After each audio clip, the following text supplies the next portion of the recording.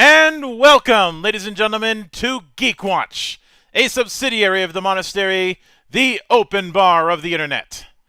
I am your one and only gaming monk, better known as Mildra, and with me I have two of my good brothers here. In the red corner, see what I did there? We have the man guiding you through all of your manga dubs, good brother Shades. And in the blue corner, the man of 1,000 runes, the CEO of Zadaria Enterprises, the newest competitor in the Desire Grand Prix, and the bane of my fucking existence, good brother Xanatrix. You see, I'm the only one who's motivated enough to be in the Desire Grand Prix, which is why I'm in the blue corner. Oh, okay. Can you hear the storm approaching? Can you? Huh? I hate you. Hey, you set it up, monk! Like a rake.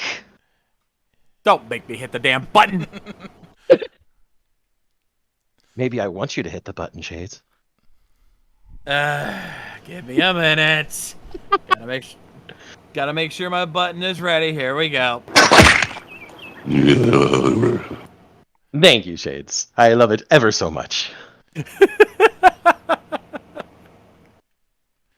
Now, this is what, despite us having our background in reviewing, you've got to have some understanding of writing and the do's and don'ts of writing if you're going to be reviewing any sort of medium, whether it be manga, whether it be comics, whether it be video games.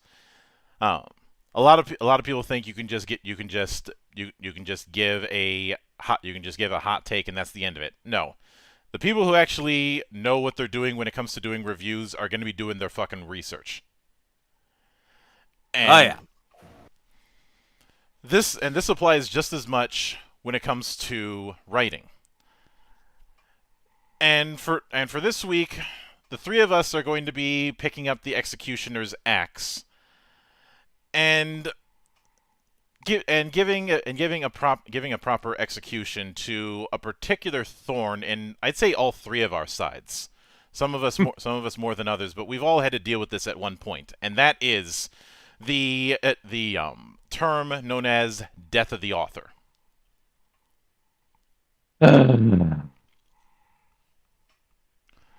Let's grip it and rip it, folks.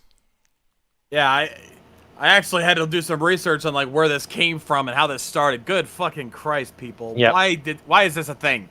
Death of the author is a phrase that refers to an essay written by a Frenchman. We should already know that it's written by a Frenchman and thus bad.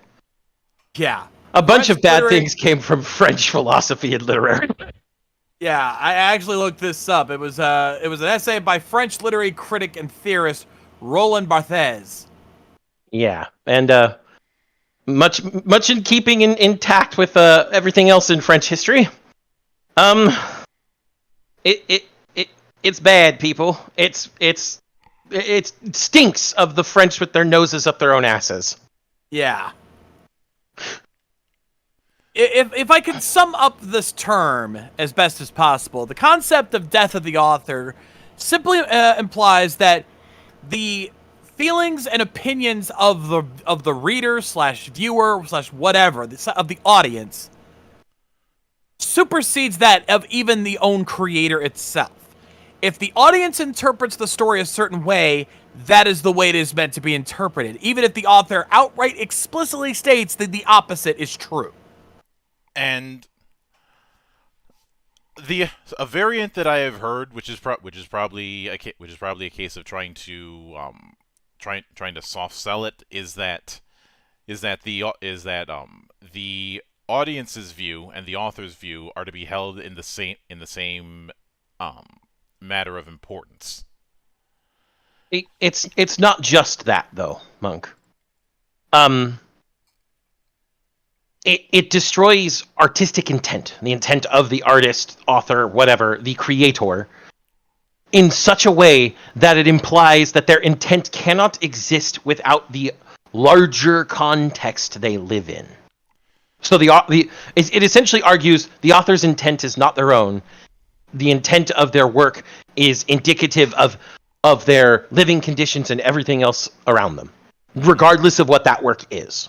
And if I had to use an analogy as to why this becomes a problem, let's consider that fucking dress. Why are we reviving this dead meme? Yes.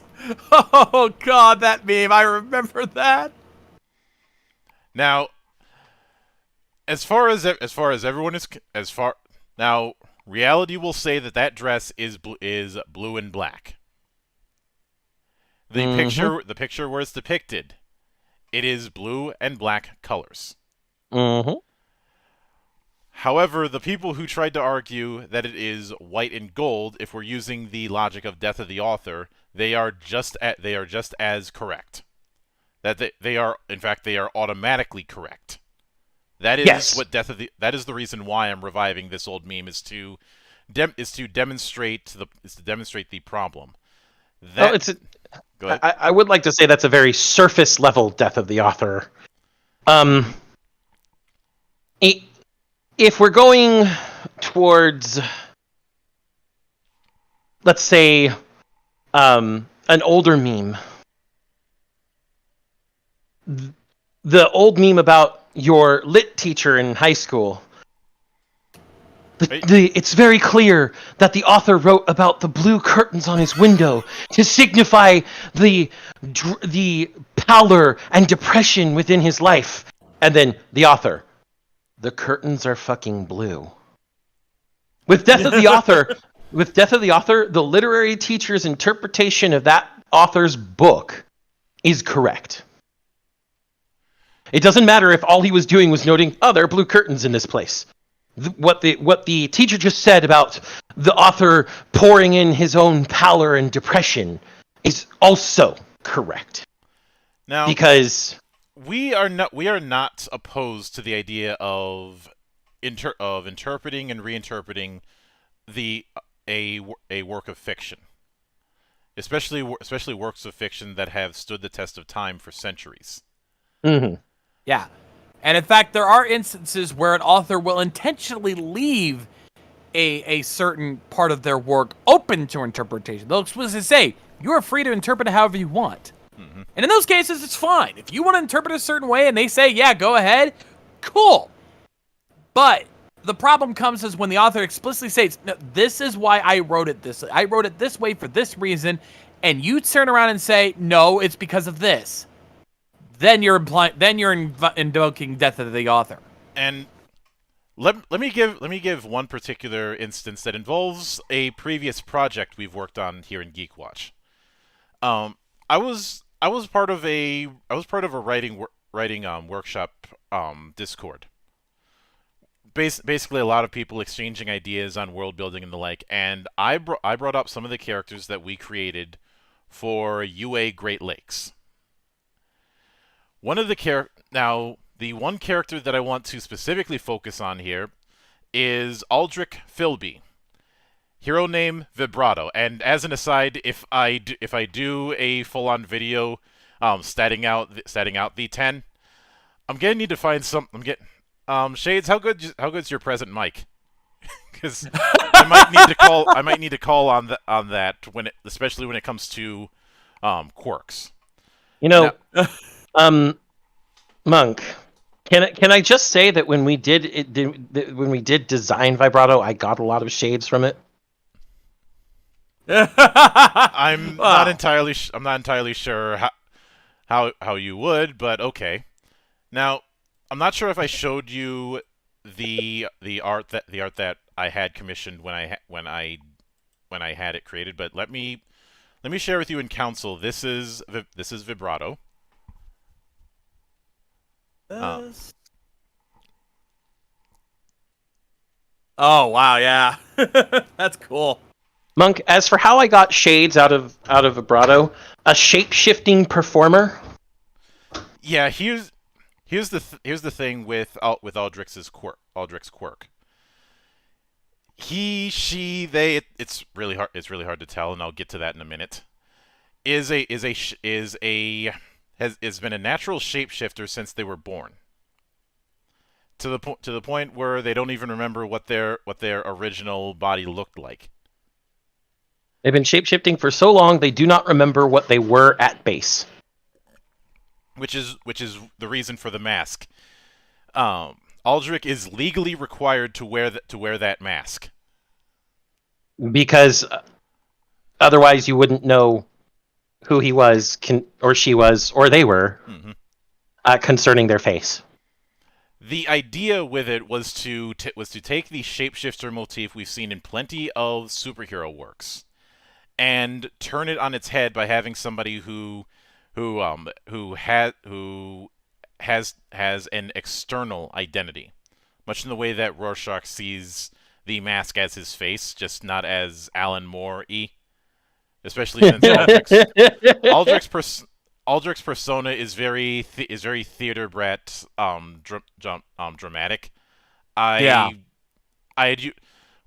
I was concepting it, one of the influences I used was Tamaki from Oran High School Host Club. Oh God!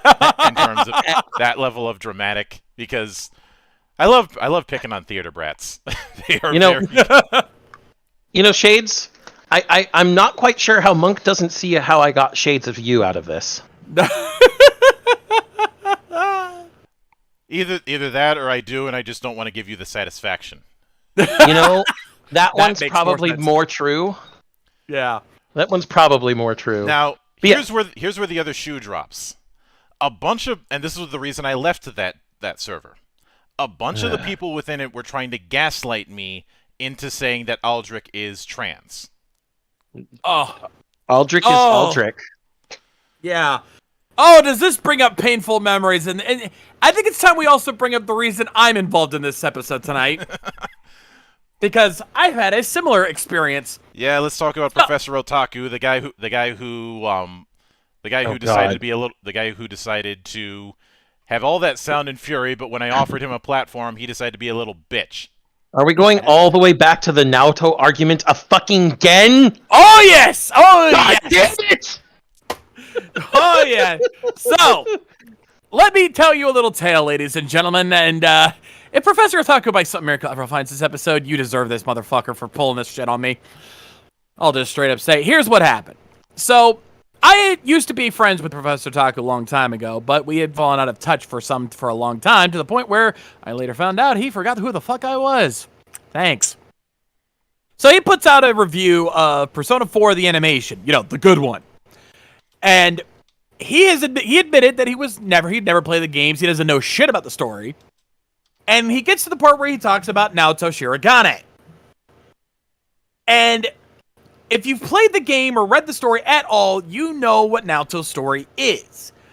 Naoto's story, and it is not just, the author's thing, the story literally displays exactly how this works. It's explicit. Naoto's whole thing is that they are a young prodigy. They are a young genius detective. And their one concern, their one thing that they hate is the fact that nobody respects her because she's young. Not because she's female, but because she's young. Yeah. It's never implied in all that her gender has anything to do with any of this. It's just simply that she's young. They never treat her like an adult.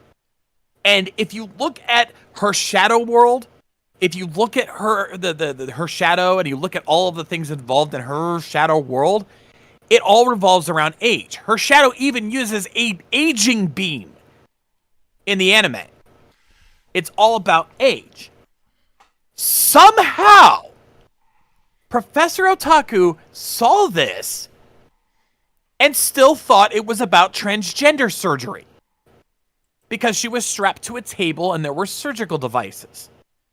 So he thought it was gender reassignment surgery that she was about to undergo. And yet everything else implied age. And I called him out. And then this isn't just a case of implicit. He directly states death of the author in this review. Mm-hmm. Saying, I don't care if the author said it was about anything else. I'm saying it's about transgenderism, death of the author, fuck off. I called his ass out on it. And he deleted my comment. And I was being nice about it. I was respectfully disagreeing with him. Deleted my comment. And where I come in this is, around the time that this happened, we were still doing the old format for Monastery Live. And this got brought up. And I even asked, I think I asked Akira at the time to clip my particular offer. And that was, okay, we've got two people on opposite sides of this. I'm willing to use my platform as a neutral spot, and let's do a bit of kumite.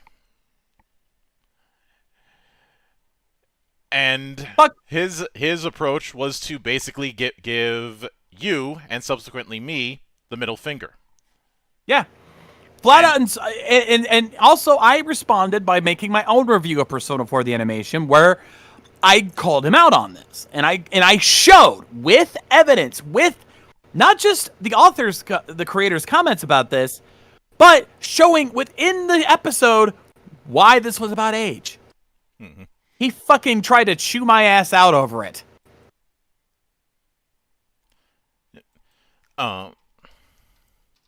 As for where I come in on all of this death of the author shit, I've been dealing with the backlash of this fucking essay and its fucking proponents for nigh on 20 years now. I can argue this is death of the author is essentially where all of the people saying their headcanons are valid comes from. And as you know, in the monastery, headcanons get the headcanon. And this is where I feel I should bring up the common thread with all of these. And one of the big reasons why we have such a problem with Death of the Author is the fact that whatever good intent that it has about it, about possibly encouraging alternate interpretations of works. In reality, it is used by bad actors to try and claim that their interpretation is the one true correct one. Yeah. And that is something I have a problem with, because that is reeking of undue arrogance. Yeah. Well, let's actually go to some points about the actual essay by Barthes. Mm-hmm. This is a quote from one of the many articles I really like that are against Death of the Author. This is an article called "The Death of the Author Debunked" on a website called Art of Eric Wayne. It's from 2018. This passage explains it all. Barthes will argue that the purpose of writing is to evaporate meaning and to sever any connection with the author or self, either in the writer or the reader. The writer's personal life, feelings, passions, tastes, obsessions, suffering, elation, and so on become not only irrelevant, but purposefully and necessarily eradicated. Art becomes void of the human, and only about the interstices and interrelations of text or symbols. The writer or artist has no authority over their own creation, and all authority is granted to the reader. The art only exists, subjectively speaking, when it is within the field of the reader or the viewer's attention. And then his response, by me, these ideas make art now not worth making unless one has a perverse obsession with linguistics and symbols, the artistic equivalent of pure math in defiance of practical application. But it will also prepare you for Barth's own writing. It is, by design, anti-meaning. Also, he will say anti-God, anti-reason, anti-science, and anti-law. And the big, it certainly is, because once you take away the human component, you're essentially Death of the Author in this is arguing for removing the human component that inspires the creation of the art.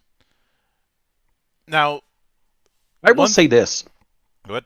There is art created by artists that they never expect to see an audience.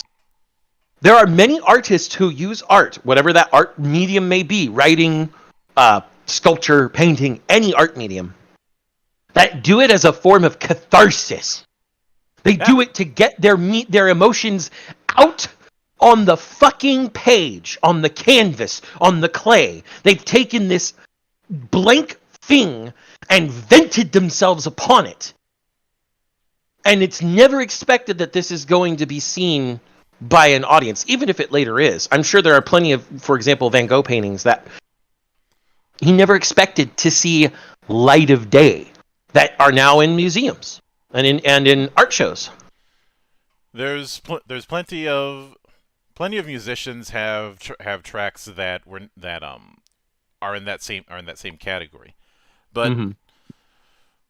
One of the counters I've always had when it comes to Death of the Author is then what causes people to create art? Yeah. Because there's a bit of a pattern that I've gone into when I've done interviews, and that is asking people about their Appendix N. What Appendix N is a shorthand for inspirational books, comics, games, TV, what have you, to that particular work.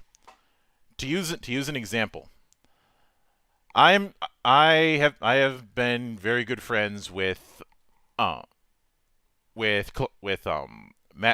Max from Against the Dark Master, and he has made very clear that his inspirations were his experiences with Middle Earth roleplay, as well as power metal. In more specific terms, he's a massive fan of Blind Guardian, and that was a significant influence on him, and it shows in a lot of the work. Plus the playlist that he put up when the game was on Kickstarter, and you'll see that kind of pattern quite a bit of people taking inspiration from some other medium and using that for whatever work that they're making. Sometimes they'll even show it in outright references.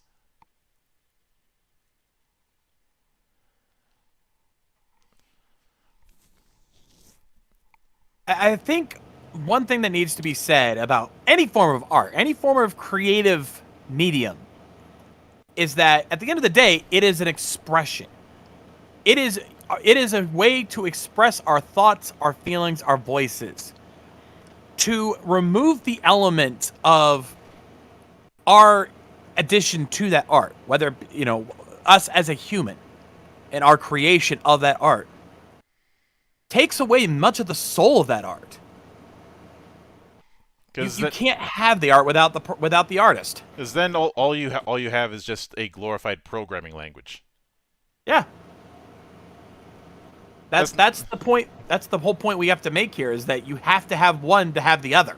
And just to use the stuff that we've brought up with the work that we've done here, all of the building the equation started out as a what if. Take a concept that we're familiar with, and we try and put our own spin on it, and then see where things go from there. That Magical Shonen was the case with that. Secret Guardians was, UA Great Lakes was, and Agito Arcanum was. Mm-hmm. And with each of them, some of them we were drawing upon commonalities, but nothing too specific. Mm-hmm. I'd say an example of a broad strokes thing was Secret Guardians. Yeah. Since the idea with that was just to do something in the style of the Secret Guardians subgenre of manga, and more specifically of a lot of battle manga that we've seen over the last 20 years. Mm-hmm. And do our own spin. I'd say the broadest was Magical Shonen. Mm-hmm. And in all fairness, that was the first one we did. Yep, still getting used to the format. Mm-hmm. Yeah. And the most specific was UA Great Lakes. Relatively speaking, and of course, Agito Arcanum was built on the hero school concept. Mm-hmm. Which I know some might say, wouldn't that also include Hiroaka? Yes, but not specifically. I don't think I even cited that when I pitched it.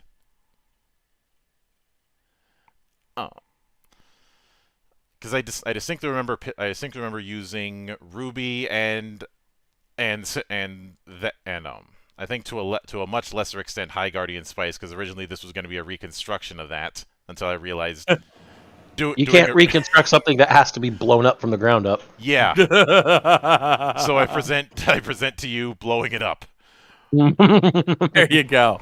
But yeah, it's in each of those cases, even though I was never present for any of those, honestly, but I get the idea.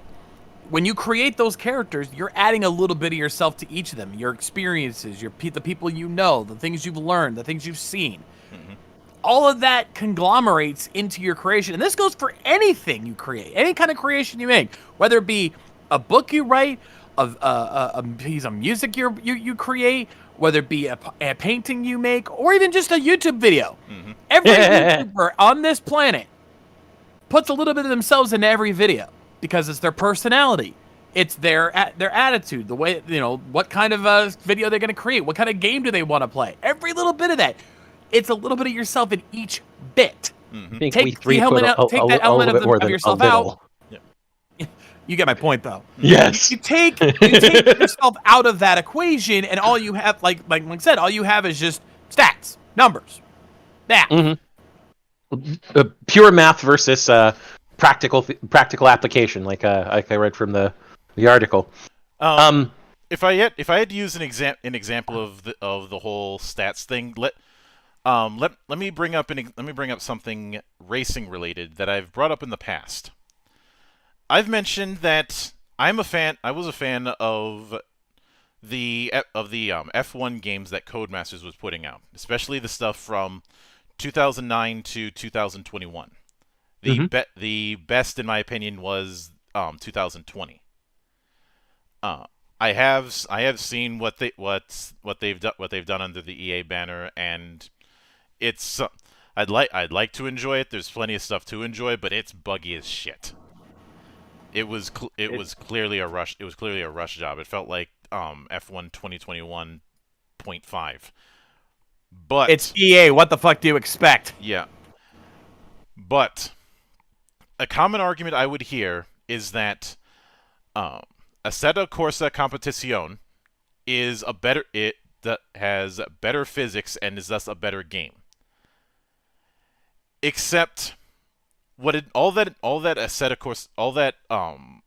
Corsa has is cars and tracks across multiple motor racing fields, including my personal favorite hellhole, the Nürburgring, also known as the Green Hell, also known as the physical incarnation of Rainbow Road. But you cannot just boil games down to their physics, because the only people who are going to care about that sort of physics is the 1% of the 1% of the 1%. The true Sims autists.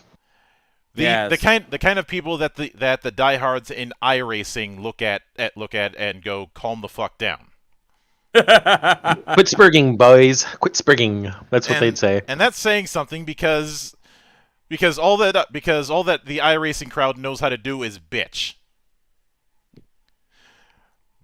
But when the appeal with playing something like F1 2020 is not just the course itself, but dealing with pit crew, dealing with tuning cars, dealing with the tiers of different teams, and the potential of having, say, Alpha Tauri beat out Red Bull, which if you know the relationship between those teams, you know the significance of that.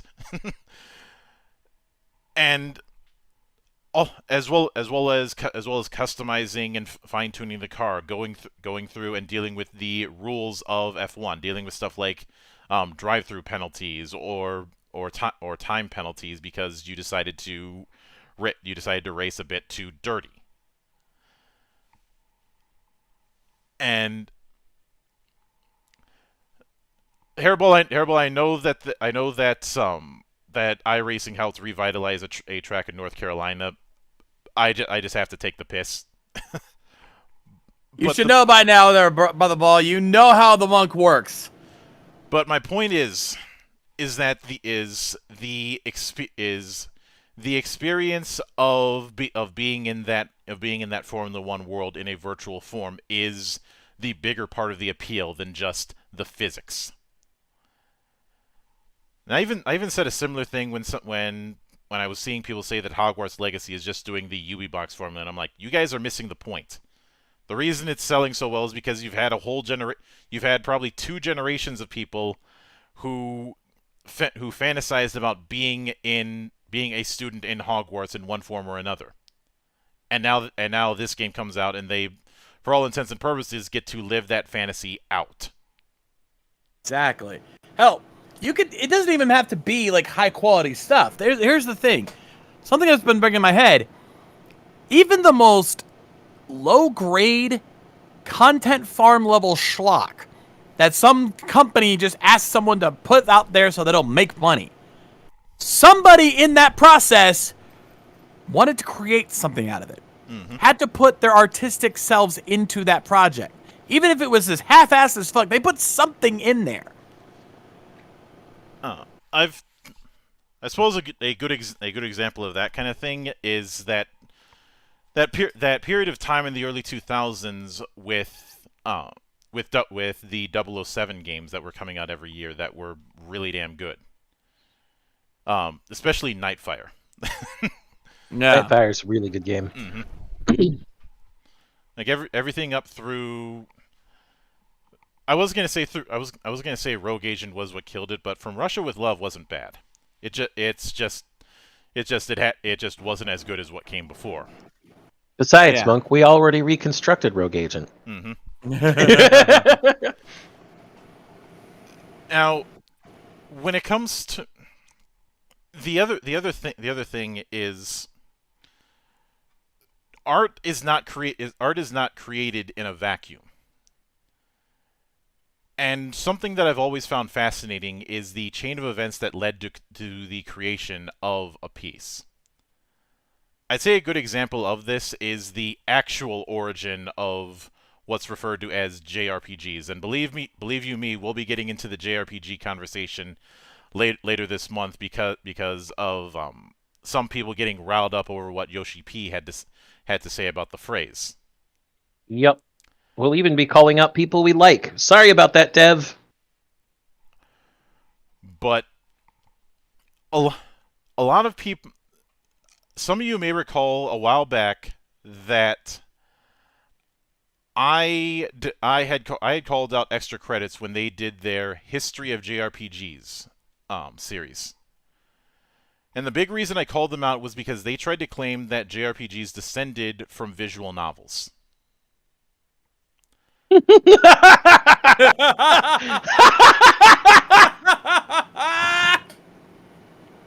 Not only is that wrong, you then have to answer the question, okay, if that's the case, how come Square was putting out the Memorial series of visual novels on PC Engine the same year that Final Fantasy came out?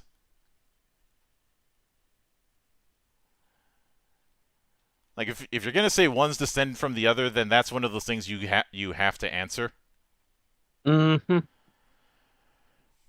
But in reality, as tempting as it would be to bring up D&D with this, I'm not bringing that up specifically. I'm bringing up D&D on the Play-Doh engine back in the 70s, which then led to stuff like Wizardry, which is where the real origin point really comes in, specifically Proving Grounds of the Mad Overlord.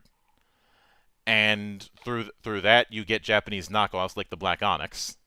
And then through that, you get Yuji Horii being approached about doing something like Wizardry, but for the Famicom. And then you get Dragon Quest. And everything goes off from there. And there's still some DNA of. Some people balk at this, but there is still some DNA of early Dragon Quest in modern games.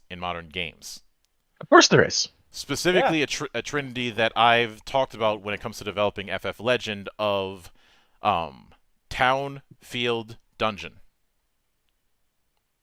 Yeah, absolutely. Some games play around with it a bit, but you will see that cycle in one form or another. I mean, one game that I could think of that everybody's going to groan at when I say it, all in the first disc, Final Fantasy VII, Midgar plays with it a lot, but you could consider Midgar itself to be the field, the smaller places in the sectors and such to be the towns, and the dungeons to be basically in between the big in-between places like the reactors. Mm-hmm. Yeah. It's still town, field, dungeon, it's just recontextualized. And yes, I know there are, like I said, people groaning at me for bringing up FF7. I have already said it before. While FF7 is not my favorite, and I do believe that its fan base sometimes gives it a really bad look because they overhype it to hell, I do not and will never discount what FF7 has done for the gaming space, and the fact that it's actually a really good game. I think a lot of people take the field part a bit too literal, as in the field screen that you would see in the SNES and NES era. Mm-hmm. That is one interpretation of it, but that isn't the interpretation. And even with that, you're still, when you're going into towns, one of the first things that you're going to be doing is checking if there is a better version of weapons and armor and accessories for your party. I can already hear the hamster wheels and the levers for your hamster food, people. I'm in a new town. Got to check for weapons and items and new spells in case that you have to purchase spells. As a bit of an aside, This is also the reason why I've said that the AP system in Final Fantasy IX wasn't a bad idea. It was just in the wrong kind of game. You know, I can see why you said that. That whole learning from equipment thing. Mm-hmm. I mean, maybe it could have been made more manageable if you didn't have to grind your ass off just to get the basic abilities permanently learned. Yeah, that's a little. It's almost as bad as the draw system from 8. I will give some credit for the draw system because you have so many because of the sheer amount of opportunities to draw all over the place. I'd say a bigger comparative offender is 5 because it was notorious for being stingy with AP in order to master jobs. Yeah. Oh, and Bravely Default was giving me flashbacks to that. It's not Bravely Default isn't as bad, but they're using that same subclass system, so I think you can't blame me. Anyway, we gotta be careful. We're getting rails here. Getting back on the rails. One of the other big problems I think we have with Death of the Author that was really illustrated with Professor Otaku is the outright disallowing of criticism or critique of one's points, of basically saying this is how I feel. You are not allowed to critique this or deconstruct this in your own way. Mm-hmm. Yeah. You're free to, if you want to say that, make an argument like what he did with Naoto. First of all, be sure to back up your arguments, which he did not fucking do. I did. I brought my receipts, motherfucker. Secondly, if you're going to be creative in any capacity, if you're going to critique, including in the realm of critique, you have to be willing to be open to that kind of critique back. Whenever I put out a review, I always welcome people to disagree with me. And when they brought up a good point, I would acknowledge that. If someone pointed out something that I missed, or a point or something that conflicted with my statement, and they said, "Oh, the author said this," I would go, "Oh, well, shit. I apologize. I'm gonna go ahead and I'll make a correction." Because I don't believe in Death of the Author. I believe if the author said it this way, that's how it should be interpreted. Unless they explicitly left it open for interpretation, the author's opinion should be held first. Well, I actually this leads me to bring up what GameFan was talking about earlier, which it looks like he was talking about Miraculous Ladybug, I think. Yeah. Yes. I didn't comment on that because I have not seen any of Miraculous Ladybug. I'm not either, but this allows me to make a comparison to things we have seen and have seen happen. Specifically going back to, Harry Potter here. The whole thing where fans disregard statements made by the author that are made outside of the creation. Just like we've said, we don't consider authors retconning things they've put in their books or movies when they say it outside on, say, Twitch or at panels. Best example here, when J.K. Rowling stated that she never said Hermione was white. And then people pulled up all the examples of where she did in the books show that Hermione was white. So Yeah. authorial at this point, this is not death of the author. This is an author doing retroactive continuity. We all know retcons are essentially trying to patch up holes that didn't exist in most cases. Although in the case of Rowling, it was trying to create problems that didn't exist to the point that it became a meme. Yes, and it's an example that if they're making a statement that is demonstrably different from the creation itself, so the author's already made the creation. The creation has a specific set of features, and then they say, oh, this feature, which is explicitly on what they've created, doesn't exist. That's not ignoring authorial intent to tell them, well, yes, it does. You're pointing at the thing they created, showing them the feature does exist. That's just the author being stupid. So there is a context in which you can call something, you could ostensibly call it death of the author, even though what it actually is the author ignoring themselves. Yeah. And the big reason why, because whenever I've brought up my issues with Death of the Authors, somebody will inevitably bring up the fact that I repeatedly took pot shots at Rowling for the amount of times that she would retroactively claim that certain characters may or may not have been gay. Mm-hmm. My whole thing is this. If you really wanted to make that much of a deal about it, why didn't you do so in the original story? Don't give me that whole you weren't allowed to. You were making money hand over fucking fist, woman.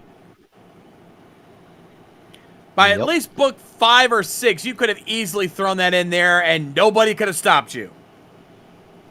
So I do not accept the idea of, oh, if we did, the publisher wouldn't let me. You could have threatened to go to another publisher and they would be kissing your ass. Absolutely. Yeah, without question. It's not like Scholastic is the only game in town when it comes to young adult novels. But the thing is, there's a saying that I've used for many years that I like. You're entitled to your own opinion, but you're not entitled to your own facts. And I would say a lot of the people who use Death of the Author as part of their argument, believe that their opinion and their facts are one and the same. A lot of them certainly act that way, at the very least. Especially when they get pushback. But the thing is, there's a reason why I will always be a fan of the phrase "proof beyond a reasonable doubt." Yeah. Oh, comment here by Brian Porkchop here. Death of the Author seems like placing yourself as the authority and disregarding anyone with less credibility. Here's the thing. The problem with Death of the Author is that it's also placing yourself as the authority and disregarding people with more credibility. Because you are placing yourself above the creator of the work itself. Mm-hmm. Who would obviously have the most credibility in regards to the statement. Mm-hmm. There's another site that I actually got when looking up the Death of the Author stuff. This is a rant that I'm not going to read the whole thing of. In character rant on Reddit by user Ahem Today. It's from 3 years ago. I'm just going to read the cold open, because the cold open is perfect. Death of the Author is a theory in literary criticism. In short, it states art as a means of self-expression is invalid, and art doesn't actually mean anything. Mm-hmm. That is why people who use Death of the Author to justify their own views of a work use it. Because if art is no longer a means of self-expression, and art doesn't actually mean anything, you can apply any meaning to art that you want. And nobody can gainsay you, because art doesn't mean anything. So yes, Death of the Author is absolutely placing yourself as the highest authority and disregarding anyone. There doesn't need to be any qualifications beyond that statement. Because art doesn't mean anything. Whatever meaning I apply to it is the meaning. You can't say I'm wrong. That is literally what death of the author amounts to. Yeah, and for me, I will not be able to stomach anyone trying to push this idea of their interpretation being the correct one, because in parts, I grew up way too much with a scientific method kind of thinking. Of I don't give a shit what you believe. What I give a shit about is why should I believe it? Well, beyond that, I don't give a shit what you believe. Prove it, bastard. Mm-hmm. And well, you saw. If you want to see what happens when you talk a big game, but you can never back it up. One word: Theranos. I'm not sure if you're familiar with the shitstorm that was Theranos, where it turns out don't fuck with the medical community. Don't think I've heard this one, but maybe I have it. I just don't remember it. You mind giving the skinny in terms of the whole Theranos scandal? The whole Theranos scandal? Oh. Just the bullet points. So, Theranos was a company that was supposed to be like this breakthrough health technology company. And they basically said, hey, we could do blood tests with very small amounts of blood. Mm-hmm. Like very small amounts of blood. And we could do them faster and more accurately than everything else. That wasn't true. And they made a lot of money off of venture capitalists, private investors, and everybody else making this claim.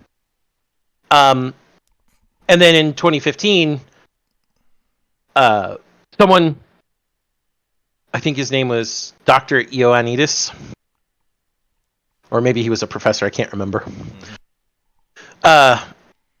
They all questioned how valid this claim actually was, where, everybody else was just accepting it wholesale.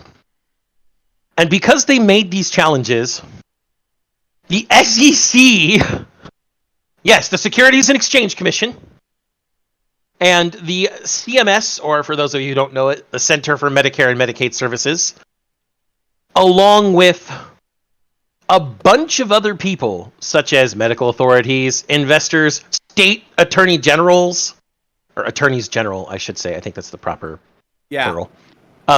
Business partners, patients, everybody said, yo, is this really a real thing? And no, it wasn't. And eventually in 2018, the SEC goes, fraud. When the SEC charges an entire corporation as fraudulent, you're fucked. You are super fucked. A lot of people have in the time since this went down used this as a cautionary tale of the fake it till you make it culture in Silicon Valley, which is even more apropos given the events of this weekend, but that's a whole other story. I am just saying you're gonna see a lot of the usual suspects playing a very different tune over the next few days. Oh, actually, you're not, Monk. I know that this is Rails, but I do need to bring this up in regard to that, since we did bring it up as a point. Mm-hmm. The Department of the Treasury is they are using the FDIC to complete the resolutions of Silicon Valley Bank, so all depositors receive their money. Good. That's technically in violation of the law, and it also saves all of the people who invested in the bank that should be going insolvent. I feel like it's gonna be a panic move. It's just like bailing out the banks back in 2008. Yeah, a lot of people were making comparisons to 2008, but getting back on the rails, I'd be remiss if I didn't bring up one particular instance of that as somebody who, on some level, is still a fan of Warhammer 40,000, just not as much as I used to be. I gotta bring up the whole why aren't there female Space Marines argument that we end up hearing every few months. I know you hate it, Zan, but we gotta grip it and rip it. I don't hate it. I just think we're beating... It's not even a dead horse at this point, Monk. We are beating bones into bone dust. I would be perfectly fine with leaving the table when it comes to this claim and calling it a night. I know. Now, we can see from the lore of Warhammer 40k as it became further codified, showed that the genetic makeup of the Primarchs, having come from the Emperor and all of them being male, being passed directly to their Legio, means only males can take this, the gene seed. There have been people who have argued, and some of their arguments make quote-unquote logical sense, that, well, with that level of technology, they could just give genetic therapy to females and they'd be able to have female Space Marines. And I respond, well, if you look at the selection criterion for Space Marines, which is already extremely strict and you have to get them extremely young, not unlike the Jedi Council, but, much more brutal. And B, the fact that the survival rate of these fucking procedures is less than 30%, you start to see that not even men can take on the genetics all the time. Not even most of the time. Not even some of the time. It's a little bit of the time. This is why in the current 40k, where, chapters are only about 1,000 Marines, give or take, depending on which chapter you're looking at. Hi, Space Wolves, with your way more than 1,000 Marines because you don't follow the fucking Codex Astartes. The real Mary Sues these days. They're Mary Sues in a different way from the Ultramarines. Both are Mary Sues, Monk. But we won't get into that. That is rails. Mm-hmm. The survival rate of Space Marines, according to lore, is fairly low. 1 in a million can be applicants, 1 in 1,000 can pass, 1/3 die in making them superhuman. Yes, exactly. It's whittled down so far that people, the survival rate, the attrition rate for making a Space Marine is astronomically high. And you want to try and then give an additional set of genetic therapies to women to essentially turn them into men. Because that's what you'd be doing. You'd be giving them Y chromosomal expressions so that they can accept the Y chromosomal expressions from the fucking gene seed. You would try and give someone an additional round of these therapies that already have an extremely low attrition rate and expect them to fucking survive? You have exited the fictional reality created for Warhammer 40k. Like, I love to say people exit reality in real life when they make stupid fucking arguments. But this is the point where you're in a fictional reality where there's a lot more leeway, including literal fucking space magic made from madness, and you still exited that reality. How the fuck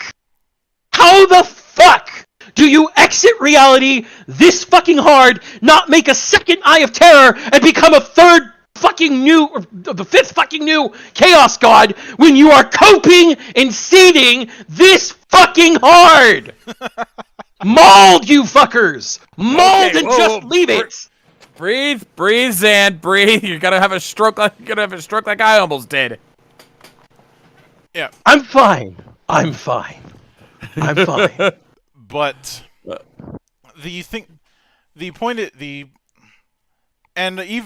of course, there's the obvious argument of that is dismissed of, well, there's the Sisters of Battle, the Adeptas Sororitas, and this ends up being dismissed by bad actors because those aren't Space Marines. And what that ends up revealing is the people making that argument. They don't give a shit about anything but having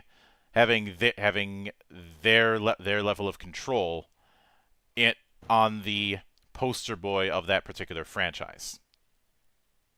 Mm-hmm. It is less to do with anything but the fact that Warhammer 40,000 is a popular IP. And what it always comes down to with a lot of these kind of things. And the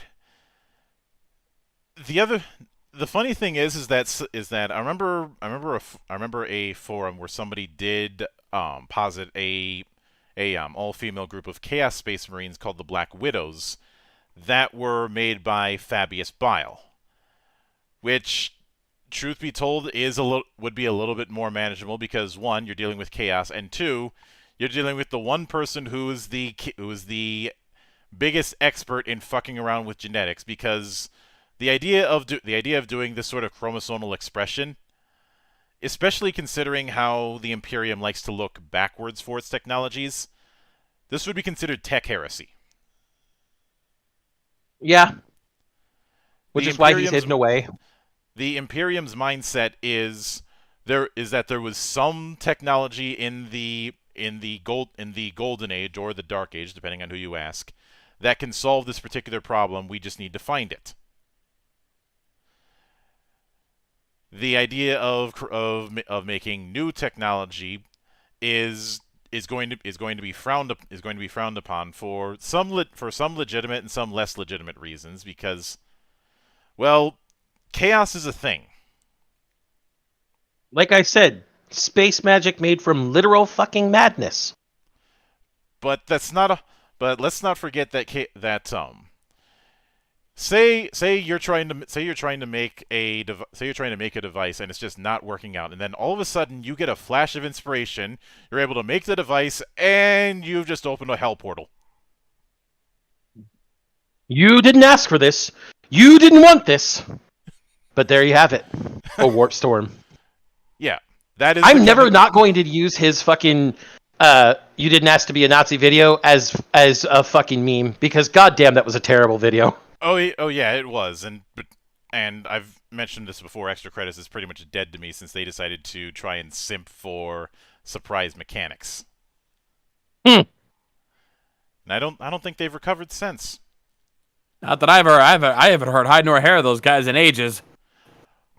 I would like to point out that it is another example that they subscribed to Death of the Author and lost. Mm-hmm. And I think it's very telling that a lot of the people who try and use Death of the Author end up exposing themselves as bad actors.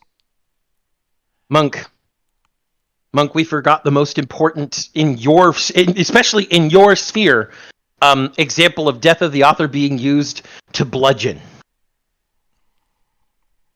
Orcs are black-coated. Oh.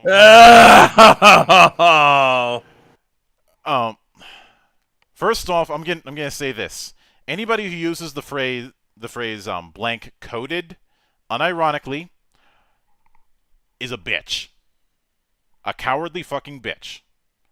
And the reason why I say this is because it is the equivalent of saying wanting to accuse someone of being a Nazi, but not having the balls to actually say it because they know that they're going to get wrecked, so they say that they're adjacent or they have adjacent views.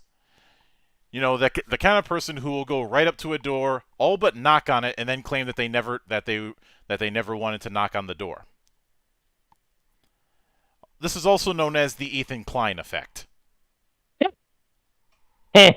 Wait, he's still relevant? Only when he does something fucking stupid. That's the only time I ever hear about him. I'm not even annoyed with Ethan anymore. It's just sad by this point. He has become a caricature of himself, a caricature he hates. And when he started playing politics, I was like, you lie down with dogs, you're gonna catch fleas. Yup.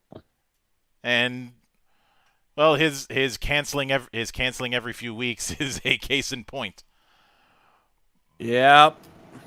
But the point is that a lot of times when people I've seen this particular thing of trying to associate a fictional race with a real world race. A corollary to this is elves being Asians. I've heard that one, and do you know what confuses me about that one, Monk? Mm-hmm. Have you looked at the artwork of most elves? They're blonde! Most elves, at least when you're considering the most stereotypical and or common depiction of elves within fiction, blonde and blue eyes! And some of them are willowy with petite and slight frames, and then you've got the goddamn mummy milker elves. The best depiction of elves, though, is definitely from Ball Buddy. None of them can get laid. And the orcs are just like, the orcs are just doing a Sargon of Akkad at this. I wouldn't even rape you. But if I'm being honest, the whole orcs are black coated or the like is one of those cases where you have, and we've all seen this kind of thing where somebody is accusing something of being racist, but their argument is using racist stereotypes themselves. Yes. Oh. The other thing I do have to say is there's only one race that is coded correctly. You already know what I'm going to say, Monk. The dwarves. Dwarves absolutely are Scottish Vikings and just short. After all, why does dwarf use axe? Elf live in tree. And I know some people might find that ridiculous. Let me remind you all of the two types of ammo for the old puckle gun. This was specifically stated in the manual for the puckle gun. It has two types of ammunition: round bullets and square bullets. The round bullets were for shooting at other Christians. Give them a humane death. The square bullets were for shooting at Turks. Because they're dirty savages and don't deserve the mercy of a clean death. That is literally what the puckle gun was for. Yes. You kill other Christians, you do it humanely. You're killing those heathen Turks, make it painful. Yeah. Of course, that's also, ignoring the ballistics on how a square round is going to travel like shit. But the puckle gun was accuracy by volume. Yeah. It was the early days of repeater weapons. So you take what you take these kind of things with the grain of salt. Mm-hmm. Now, don't fire till you see the whites of their eyes. A big reason that I bring up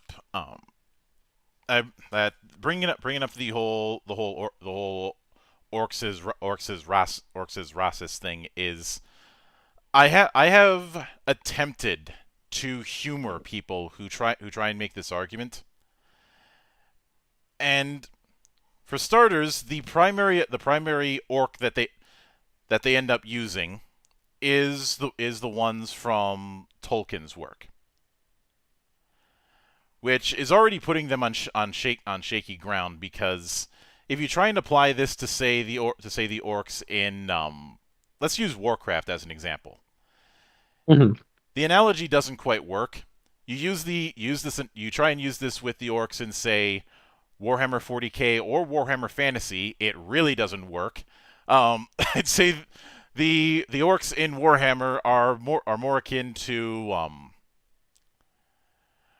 Visigoths. Visigoths, and with speaking patterns that you would see from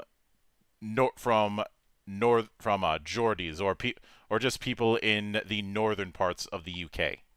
Yeah. Even Porkchop agrees that the orcs are goths.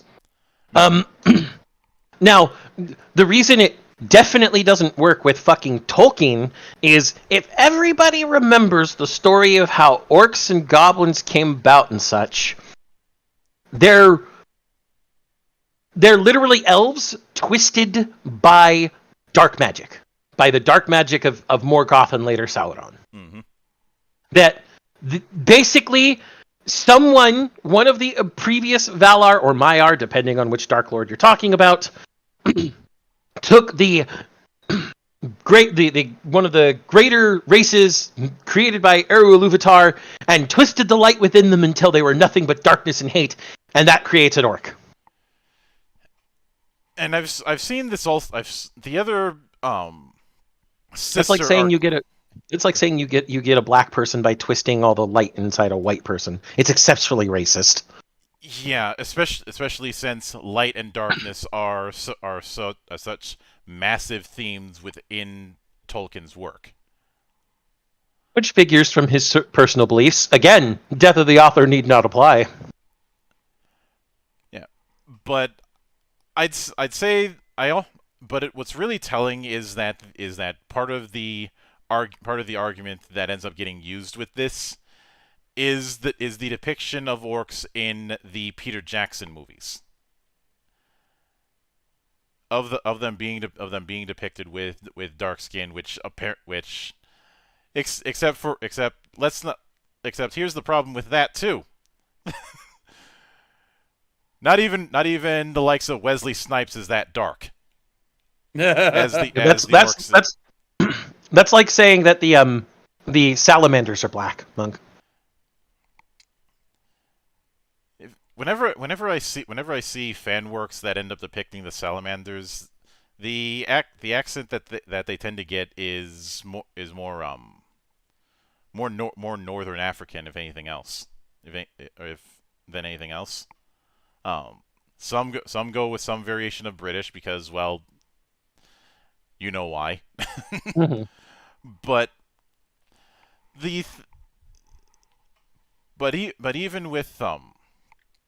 even with the salamanders, there is a explanation as to why their skin is that dark, and they are not African American dark skinned. Their skin is full on black because their primary recruiting world, Vulcan, is covered in active volcanoes. Yep. And going back to Tolkien's orcs. Here is a summary of orcs. Orcs were cruel, sadistic, black-hearted, vicious, and hateful of most things, particularly of those who were orderly and prosperous. They were short in stature, unless of the Uruk variety, and humanoid in shape.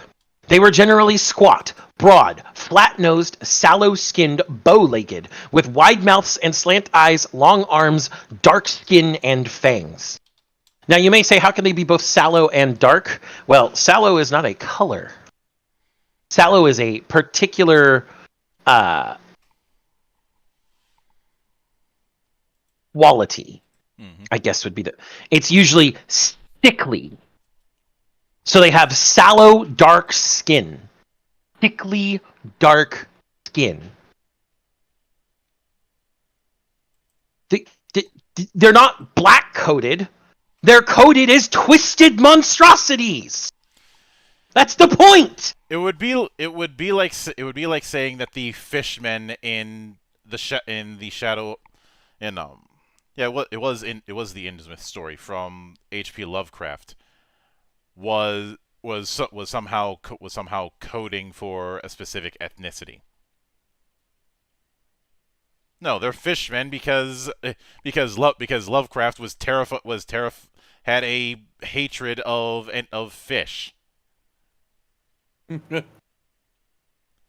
Lovecraft used his fears to make some really good stories. I know people have tried to have these quote unquote discussions on Lovecraft's take on race.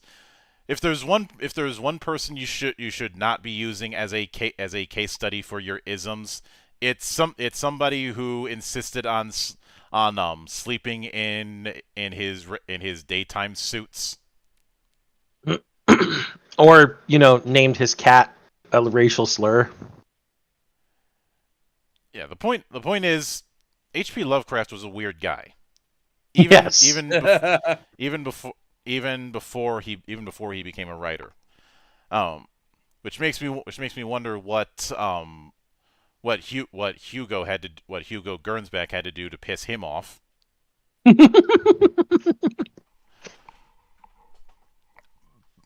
But there seems to be this idea. This is a problem that I've often had with the way people try and interpret literary works, is trying to use them, trying to be the next deconstruction, as it were. Especially given a cultural trend that we've all seen, where it's popular, almost fetishized, to accentuate the negative in just about everything. That no one is allowed to enjoy something without bringing up this particular strongly held belief or cause or what have you. Mm-hmm. It's something that I think all three of us have seen quite a bit. Yeah. I'm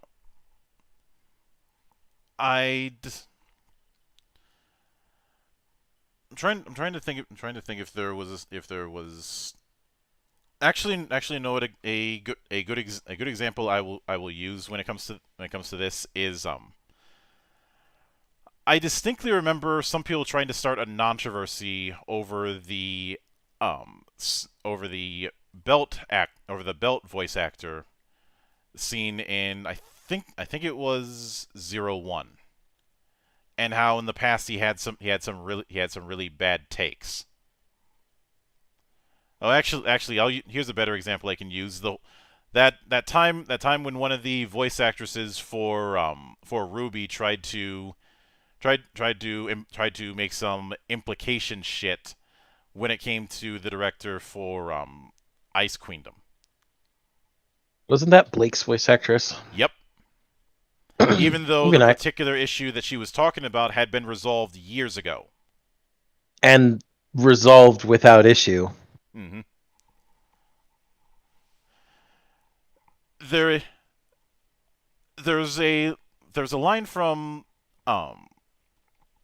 Roger Ebert where he had talked about a reporter who clearly had his own agenda coming up to him after Columbine and asking if he thought that violent films contributed to real world violence. And Ebert's response was, no, if anything contributes to violence, it's people like you who give wall-to-wall coverage of the people who commit it and cause somebody else to think, if I do the same thing, I can become famous. Mm-hmm.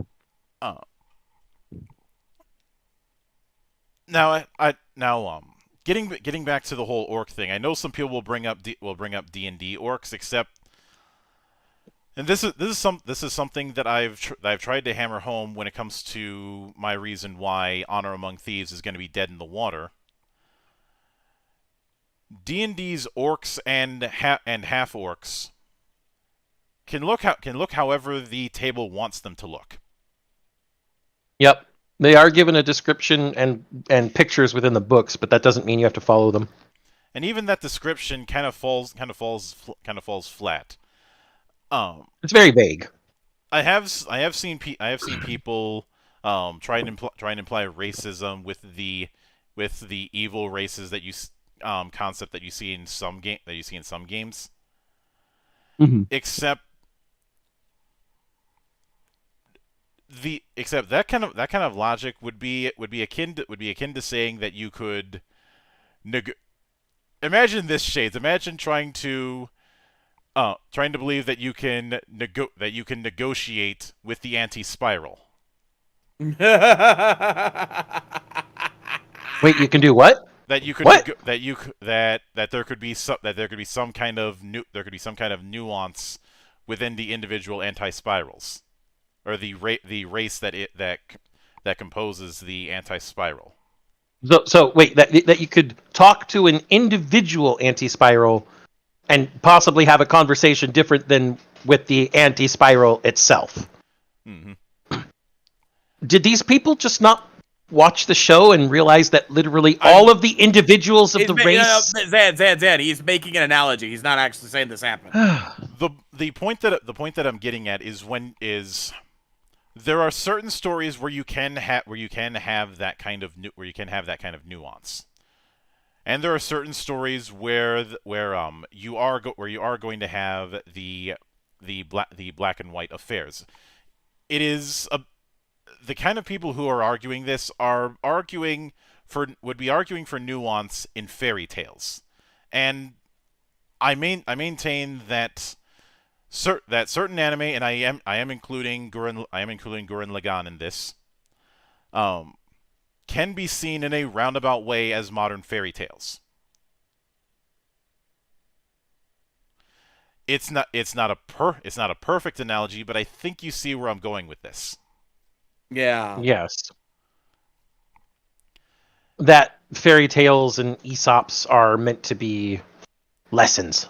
Meant to be lessons, and they're not entirely focused on these lengthy nuances, because in a lot of cases you have to get to the actual focus. Mm-hmm. If I'm writing a fantasy story, I don't need to have 24 characters with 24 backgrounds. Like I'm writing Game of Thrones or some shit. Yeah. Oh, the times that we have written fantasy, we've tended to focus on a very small cast because we are all simps for Riku Sanjo. Not to mention a smaller cast allows you to focus. Mm-hmm. I don't like spinning too many plates. We aren't Robert Jordan. No, and it took Brandon Sanderson to fix that. I'm certainly no Brandon Sanderson, though I want whatever drugs he's on. I don't think he's on any, Monk. I think that's the scariest part. I think writing is his drug. Given that video he did for that Kickstarter, you're probably right. He apologized. Yeah, for context shades, he was supposed to be on vacation. He ended up writing like 4 or 5 manuscripts. 4 novels and 1 novella. Good Lord. He's like, I'm sorry. I told you I'd rest. He apologized for breaking his promise and writing more books. Yeah, he goes through this whole apology thing, and then he pulls out this big stack of papers, which was and this was around that time where a lot of people were apologizing for actual bad things. You know which bad things we're talking about. Mm-hmm. But like, imagine for instance if say I wanted to write my own spin on let's go with Thundercats, because I'm still salty about the 2011 version being essentially killed by Lego. I was about to say, if you'd rewrite Thundercats, weren't you just going to write 2011? And I think I've explained to you why I say that Lego accidentally killed it. Yeah, I remember. Because for those who don't know why, go look at the Chima line for Lego, and you'll see the similarities. But even within that,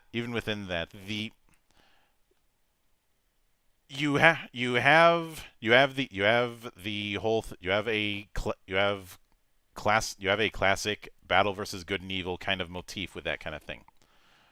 When doing that, no one's going to argue that Mum-Ra is misunderstood or something like that. No. They're probably going to argue that he's going to give kids nightmares, but first time? No, Monk. Mum-Ra's misunderstood. He's only evil because he's a mummy. But the point is that use with stuff. Lord of the Rings is very much doing that binary that we've talked about. In fact, if you want to see an inverse of this problem, I refer you to why season 2 of Legend of Korra broke it. Yeah. The best way to put it, Monk, is that this is probably an example of a long form parable. The Lord of the Rings specifically. Because parables are usually short stories. Yeah. But as we all know, parables outside of the religious context are meant to exemplify moral attitudes, things that are supposed to be moral and good, and thus you have to juxtapose them with things that are immoral and bad. So parables really don't have a lot of room for interpretation because they are trying to exemplify a good thing. And in the same vein, the games that end up being inspired by it are going to carry that DNA. Absolutely. Now that is not to say that you can't that your particular fantasy story can't have nuance. I mentioned on multiple occasions that I loved what the orcs in Warcraft evolved into. Yeah, they're not evil anymore. Mm-hmm. They're just a different society that has their own needs, and they also need to try and survive and get resources. Yeah. At that point, you do get a more nuanced look. But Blizzard had the breathing room to experiment with that type of storytelling when they got later on into Warcraft and to a lesser extent or to a greater extent StarCraft. God, remember when the Zerg teamed up? Mm-hmm. with the fucking when everybody teamed up? God, it was there's always going to be, once somebody has that room to play an experiment, now you can discuss nuance. But nuance within a parable or parable-like story, a story that has clear exemplifications and clear delineations, mm-hmm. it is going to fall by the wayside by necessity. And at that point, trying to use death of the author to argue things makes you look like a dumbass.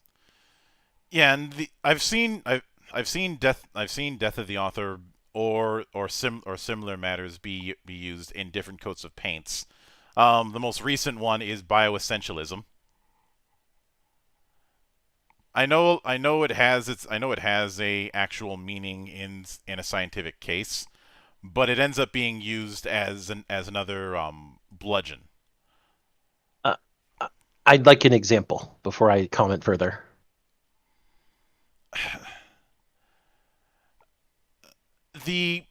A common one that I end up hearing is that there's somehow an issue with, say, stat adjustments when it comes to specific races in stories. Oh, so like when, for example, orcs would get +2 con, -2 intelligence and stuff like that. Mm-hmm. And they're arguing that that's a bad thing, that they got those stat adjustments. The argument is that I've seen some variations of it being some sort of ist or some variation of it assuming that all members of that race have the exact same build or something to that extent. The reason why it's tricky to give an example is because, like a lot of things, I end up not being given examples. I end up being given emotional plays, which don't do shit for me. Yeah, they argue to emotion and nothing gets done. So in this case, you would say that they use the word bioessentialism as a buzzword to say what's wrong with it. Yeah, is that I'm interpreting that correctly? Yeah, and a counter that I've often said is, Are we looking at just bad design or actual bad intent? Because in the case of, say, giving plus and minus stats to characters, I've made clear as a designer I'm not a fan of that. Yeah, it's not very interesting. But the reason I'm not a fan of it is because of bottlenecking. Yeah. It causes people to pick specific races for min-maxing purposes, among other things. It centralizes things a lot because of how mechanically necessary it is. Don't get me wrong, mechanical necessity behind your or mechanical involvement behind the race of your character is a good thing. We saw that in Heavens and Heresies, but in fact, in D&D's case, what I find funny is that particular thing that people were whining about when it comes to attribute penalties, that was solved back in 2008. Yep, it's gone. Like, 4th edition didn't do that. It just did, you get a bonus to these two. Yep. Or if you're human, you pick one attribute, you get a bonus to that. Yep, and 5th, I believe, does the same. Yeah, and then they actually know 5th Ed regressed, and then until they decided to go, now every race can just pick which one they're getting. Okay, but the thing is, them using the term bioessentialism as a buzzword to say that it's bad. First of all, bioessentialism only matters in the context of reality. This is a fantasy world. Your logic doesn't fucking apply there when you're using a term like bioessentialism. Second of all, no one is saying, like, even if we use the stat pluses and minuses as is, no one is saying that, for example, every orc has the same build. Because guess what? You can either choose from an array of stats, roll your stats, or use point buy to make your stats different, and then those adjustments come after. It's saying that all members of that race have the adjustment, not that they have the same build. You could build an orc who only has 12 constitution, an average. Maybe it's a +1. It's not big, and then has 18 intelligence. Then you get hit with the plus and minus. Now he's got 14 con, 16 intelligence. You can still have yourself an orc wizard. Yeah. Now I would say that a lot. I would say in the case of these non-issues being brought up with D&D, once again, it's people jumping on the trend, but also it highlights something that I've talked about in the past of D&D's setting problem. Which again, this is why I think that Honor Among Thieves movie is gonna be fucked. Mm-hmm. I'm not gonna say it's going to full on flop, but it's going to underperform because D&D has always played itself as an interactive knockoff of established fantasy fiction. And when you take away that interactive part, all you have is a knockoff of established fantasy fiction. Yep. And it looks exactly that way when you see those trailers. Which is why I had said, if you're gonna do this, then at least have fun with it. Take the Princess Bride approach, or even the approach of something like Your Highness, which was just D&D with stoners. In fact, Your Highness was a bit ahead of its time. Sorry. I would say here's the idea. It's already called Dungeons and Dragons. Everyone going into this movie knows what this is based on. It's that popular these days. You start the movie, instead of just being all about the fantasy itself, have a bunch of players at a table as the opening. They come in, they say hi, and then they sit down. The DM starts to introduce the world. Does the normal DM introduction that anyone who's played the game is familiar with. Slowly cut to the transition into the world itself. Orcness Rising, is that you? That's basically what you're doing. That is basically you know what? Hey, well, you know what? If you're gonna do it, if you're gonna copy from the best. Yeah. But and have little intercuts with the players throughout the movie.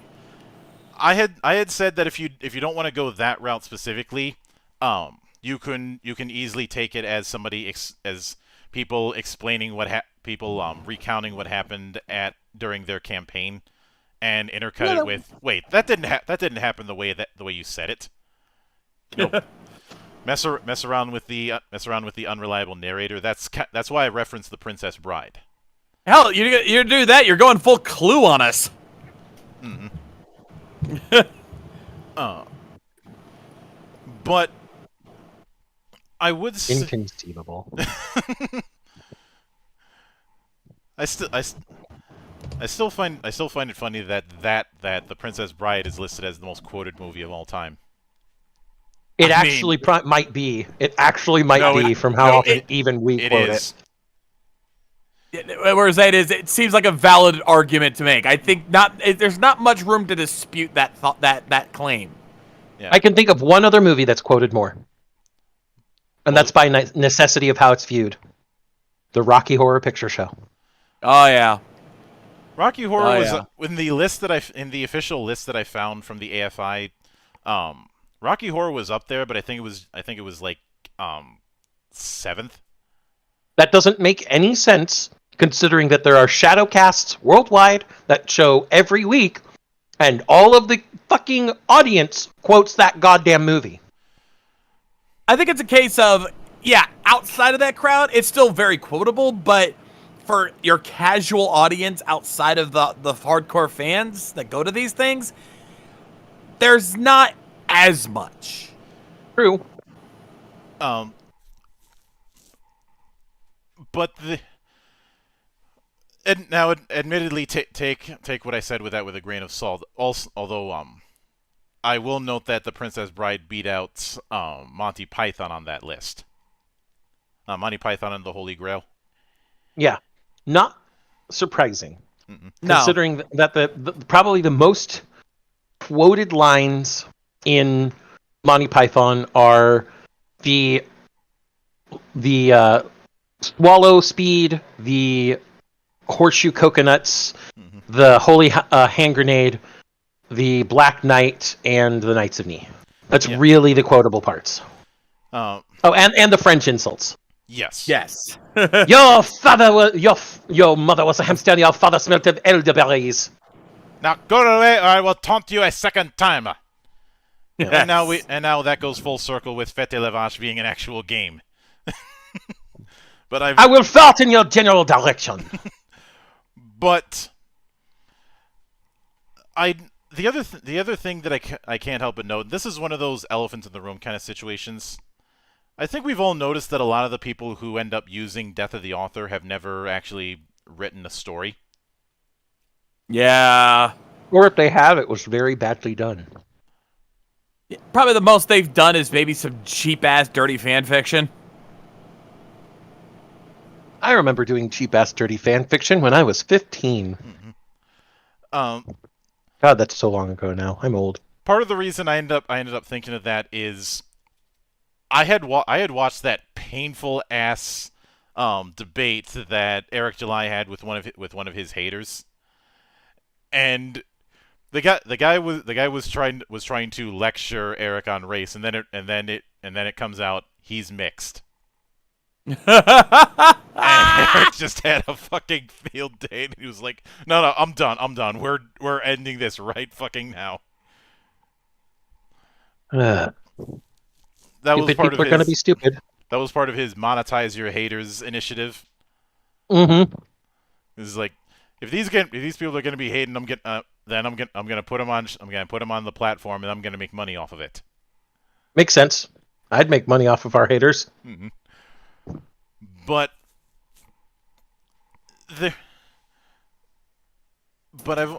I've said multiple times, what does it say about your argument when you have to use tricks?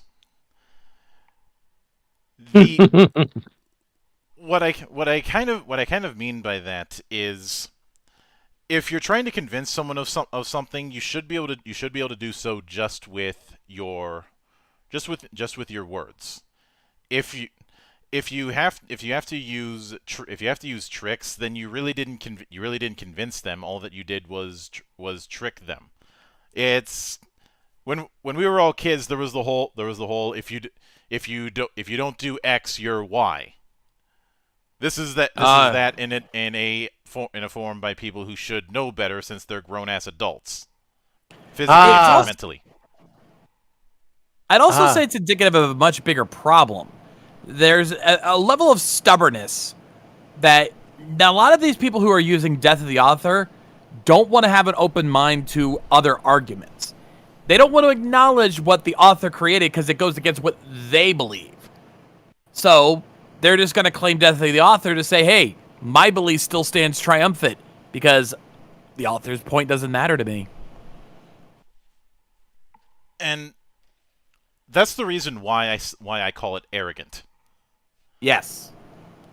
Because all that you're seeing is and this is something that I ended up learning the hard way through creating my own games. A bunch of them you will never ever see, and and the trials and tribulations I had when it came to figuring out my style as an entertainer. When you're looking at the final product of something, what you are not seeing is all the stuff that got left on the cutting room floor. Yeah, that only comes out in what's usually known as the director's cut, and even then, that's still curated. Yeah, there's a. I ended up making a board game a long time ago called Age of the Elements, and because of the fact that I thought it was making a more complicated version of what I saw in stuff like Monopoly and Sorry and all of that, I thought I was hot shit. Then I ended up going to my very first gaming convention, and I realized how small I really was in terms of what I knew. It was a very humbling experience seeing a bunch of different board games that eclipsed everything I was doing. You know, it's kind of like what just happened to me this yesterday, a couple days ago technically, because as you guys know, I'm a voice actor now, very upcoming.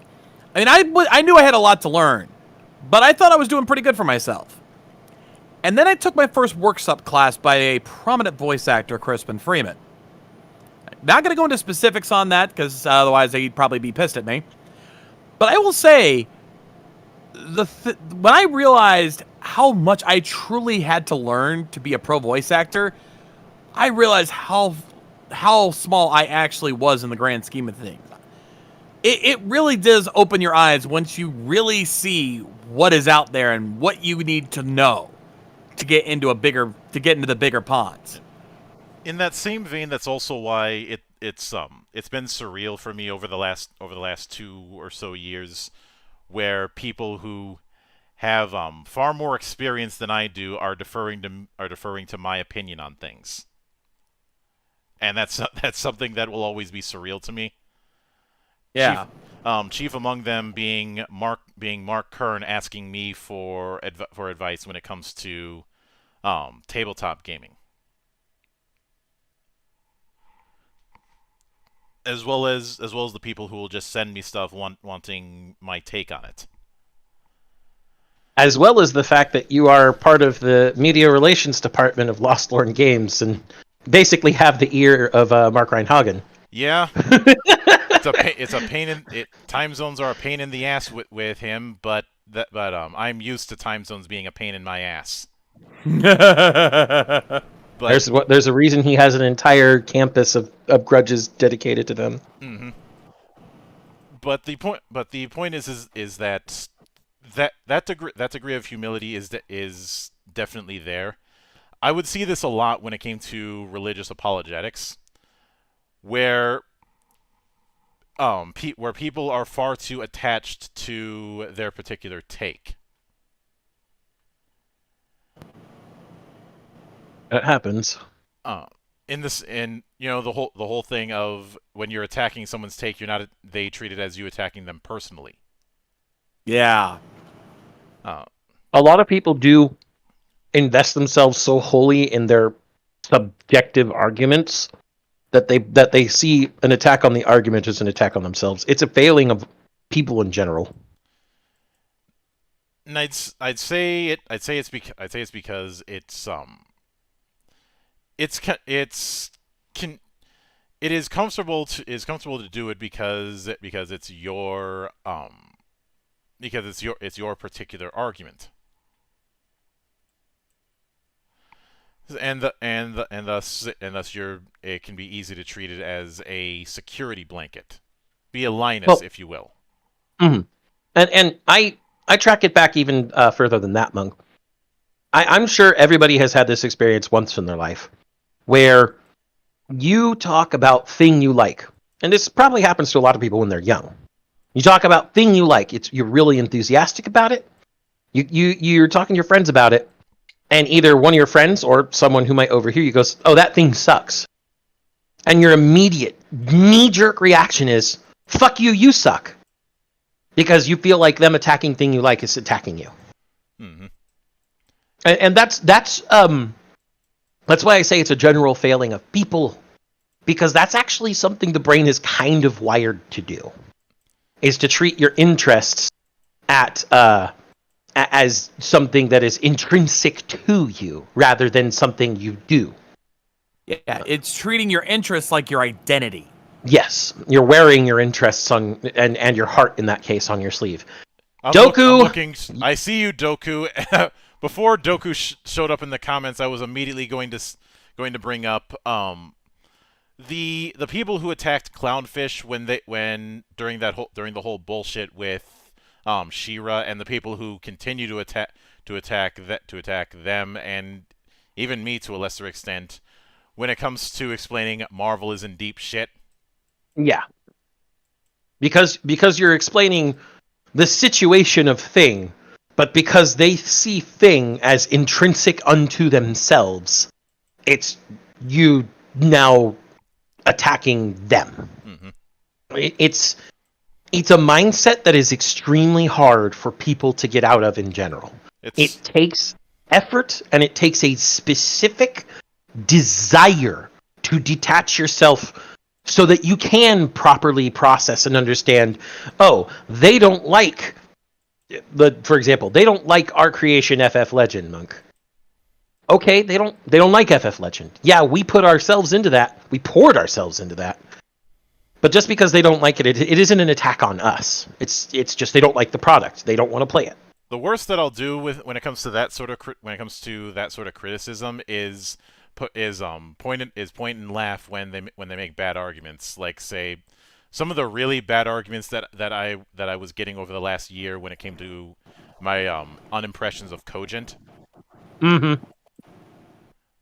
Especially, I think there was one in particular that seemed to miss the point that what I was saying was this feels like a universalist game from the mid 2000s, and you got to do a whole lot better than that if you're going to be talking that much shit. Mm-hmm. But truth be told, the only time when it comes to that level of it, that was the reason why I brought up the thing of me getting gaslighted as trans, because I'm not angry that they had that issue with Aldrich, or they had that beef with Aldrich.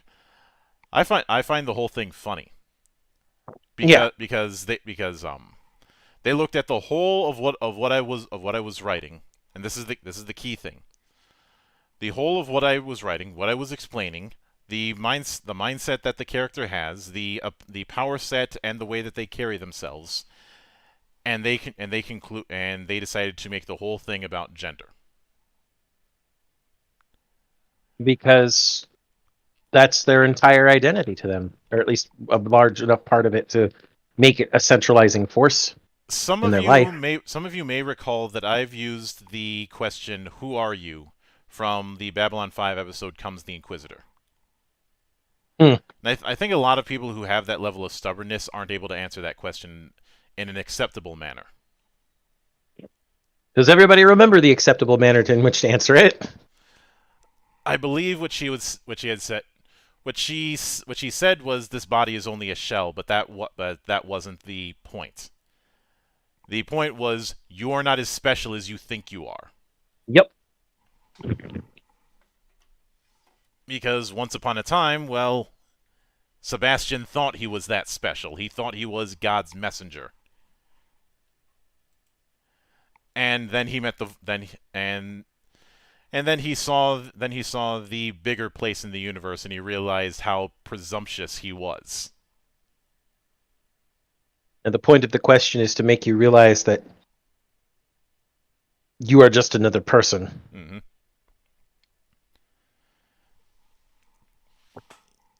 the question isn't even all that complicated. All he keeps asking is, "Who are you?"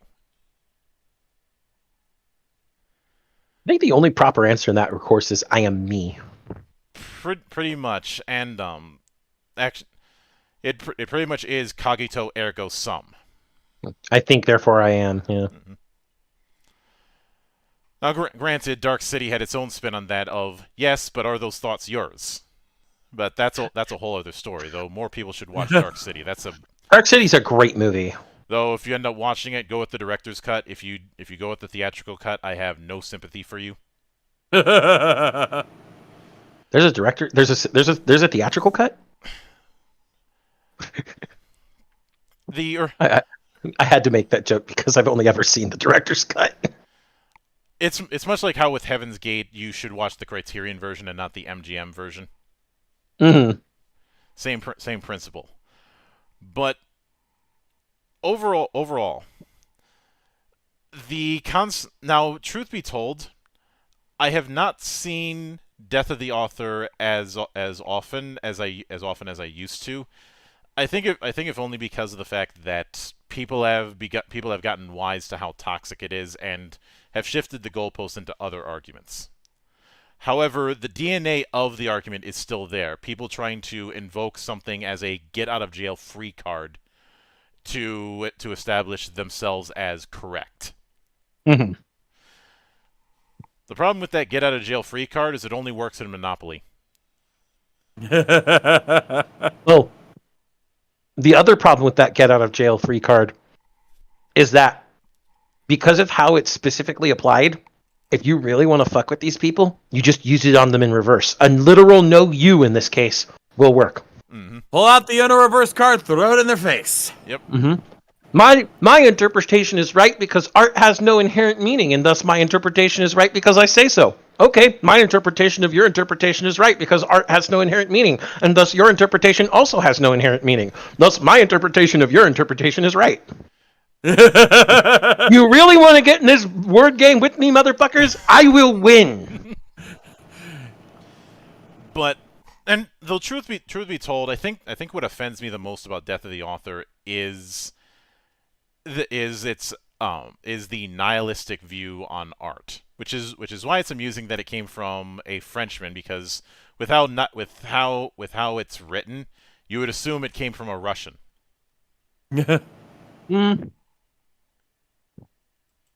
Nah.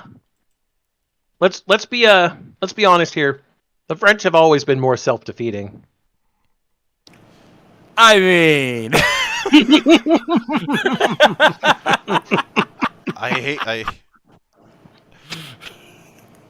But enough about the French Revolution.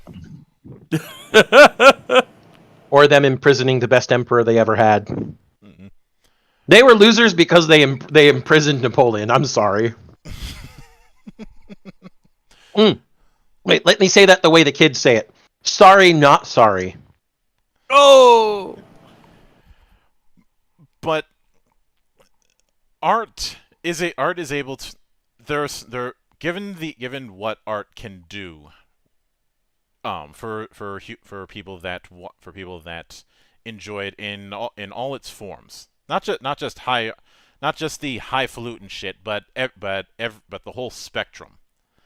Mm-hmm. And the big reason why Death of the Author annoys me personally is the fact that you are taking a very human experience and acting as if the human experience doesn't matter. To which I usually say, go bitch about it on your live journal while listening to Hybrid Theory. woo! Mm-hmm. Now, Monk, if you'll allow me to share a very personal anecdote for how art has meaning that can span time even if you don't know the artist's intentions. I am not, as most of my friends know, a religious person. I am not someone for religion. I am also someone who has a variety of very harsh internal problems with myself. And I have been working for a very long time to deal with those. In December of 2017, I came to a point where I identified one of the key issues with the problems in my head. And I killed it. I identified what the root cause was and identified why it was no longer necessary. It is something that I referred to as an epiphany because it really was that much of a revelation. Now again, I'm not a religious person, but the moment I had that epiphany, the very thing in my head that I envisioned as it was happening, because I referred to it as killing one of my inner demons, was Raphael's painting of Saint Michael vanquishing Satan. Okay? This is a piece of art that was made in the 1500s. We know that Raphael made it as a commission from the Pope. But we don't know exactly what Raphael was putting into the painting emotively. I mean, Raphael was somewhat religious himself. I say somewhat as a sort of an understatement. He was... But it's very clear that this particular picture is meant to be a moment of triumph, of goodness over evil, obviously. It's Christian iconography. But that meaning of it being the specificity of Christianity need not apply, because the primary of it is triumph of good over evil. I'm not invoking death of the author because I accept that as one of the many things that Raphael put into the art. But that meaning still transcended anything I might have against religion and touched upon the epiphany itself I had in my head. Now, I know that there are those out there who would argue, well, this is exactly what death of the author means. You interpreted it through your lens. I'm like, I did interpret it through my lens, but I also had to interpret it with Raphael's meanings. If I divorced Raphael's meanings entirely, it would not nearly have had that impact on me in 2017. So that is... There are people who have these types of responses to both modern and very, very classical art. I say classical when we're going all the way back to the BCs. Classical Grecian art. Mm-hmm. Everybody has visceral responses to these icons without first putting them through some sort of academic, rigorous scrutiny. It is a internal, primordial response. Something that you respond to, no thinking, only feeling. And that alone is more than enough evidence for me to raise my fucking executioner's axe and bring it down on death of the author. Mm-hmm. Also, as a final note, there's a scene in the Young Pope that is always going to be applicable when it comes to the stuff we do in this temple. The people who, in this case, the people who insist on death of the author are from a mindset that is in decline, where you are taught to lower yourself. Here in the temple, I expect you to elevate yourself. And with all that said, that is going to do it for this particular episode. We will be back here next week. Let me take a look at what's going to be on the... we're talking about comic books next week. Sort of. That means you have to be here, Doku. That's right, you heard me. Next Sunday, you better be here. Mm-hmm. So, on Tuesday, Maddie and I will be making our triumphant return for the Men Who Stare at Sports Ball. We're gonna be doing our own predictions for the Stanley Cup and laughing at all the bullshit that happened during the trade deadline. And we should be good for Wednesday, Monk, just so you know. Wednesday will be a emergency episode of Valley of the Judge because this dropped right on my fucking lap a few days ago. We have the first playtest document for Fang Knight. As far as Fang Knight is one of the projects that's in the Lost Lorn tabletop universe, I guess I'll say. Whereas Badlander could be considered a Renaissance-style take on Hunter the Vigil, Fang Knight is more akin to Vampire the Masquerade, where you are dealing with, well, vampire knights diving into literal hellholes.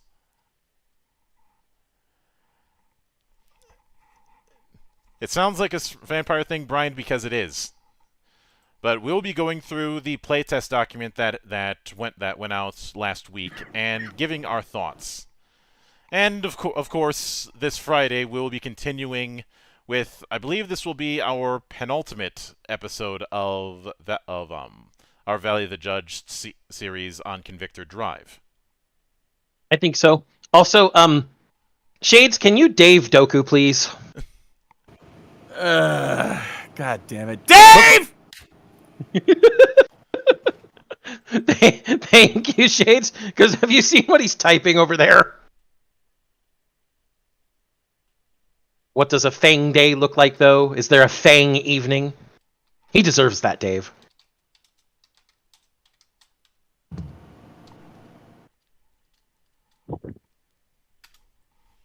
Doku, you're not sober enough to make these types of jokes. You fucking numpty. He never is. You want to That's the know what the sad thing? You want to know what the sad thing is? Whenever I've had to explain to people about Fang Knight is, everybody ends up bringing the anime and manga Vampire Knight and asking if it's related, and I'm like, I promised I made a vow. I promised I would not get violent. But It's a hard promise to keep sometime. But you are tempting me. I know what. I realize this people being cheeky, but you have no idea how annoying it gets when I bring up Fang Knight and then someone says, "Can I play as Zero?" They're like, "I'm gonna kill him. I'm gonna kill him."